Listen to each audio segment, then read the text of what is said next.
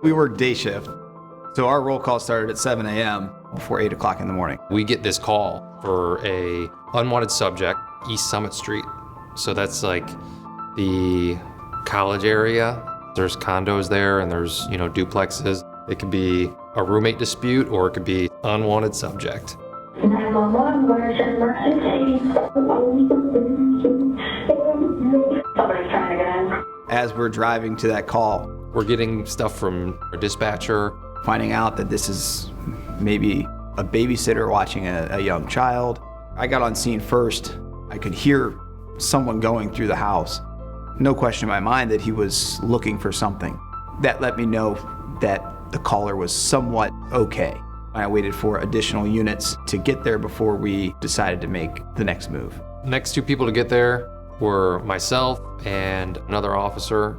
Myself and Officer Lipsy, we go to the front. You always have to think about escape routes. So I'm thinking maybe there's somebody at the back. And I said, I'm gonna go check for a man door, I'll be right back. I walk around the back of the house. In our line of work, you never take anything too aggressively. So I'm getting little snippets of what I'm seeing as I'm going around the corner of the house. I'm seeing, an open door. Oh, a little bit of paint missing. Oh, this door was kicked in. And there's pieces of the frame and there's pieces of the lock on the ground. It was forced entry. Soon after that, the suspect inside, he came in from the man door leading into the garage. I engaged him, announced myself, Kent Police, get on the ground. He was just surprised. And then he flees into the house, runs all the way to the front door. I went in to arrest him. I went in to put myself in between him and those victims. As Lenny chases this person in, all I'm getting initially is physical confrontation. I'm hearing chaos inside the house, but it's something that I've heard before. I'm hearing police commands. That's when the shots start going off. From when Lenny looked at me and said, I'm gonna go check the back, 30 seconds later, I think my partner possibly just got shot. All while I'm at the front door that's still closed. Before I even know it, the front door is open and I get struck in the chest. I didn't know the extent of my injuries. I have my brother inside this house getting shot at. There was nothing, short of death that would stop me from going inside.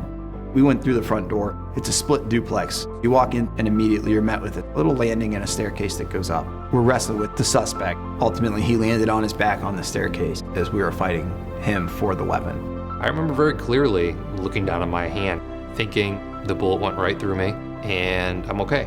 Once we were able to get the weapon from him, we were able to get control of him onto that landing and place him into handcuffs. Just gets flooded with cops. They tell Kyle, get out. And he said, no, get Lenny out of here first, because I was bleeding. This would probably be the first time that I would classify myself as a victim, which is kind of a hard pill to swallow for a police officer, because that's just not what we are.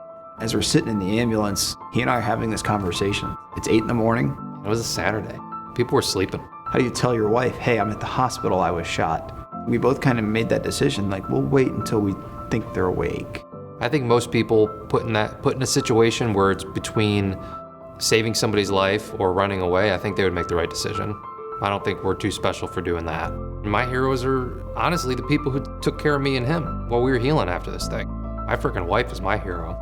You walk into a building after you hear gunshots going off, this is my hero. They found the babysitter and the child and they were okay. We have a child who was watching a baby who just heard gunshots go off stemming from an incident that she had called about. That stress that I'm sure she feels is heavy, so I'm sure she's not finished with it, but she's safe physically. We arrested the suspect, was sentenced to a long time in prison. We get paid to protect people. That's the job that I feel like I'm supposed to be doing.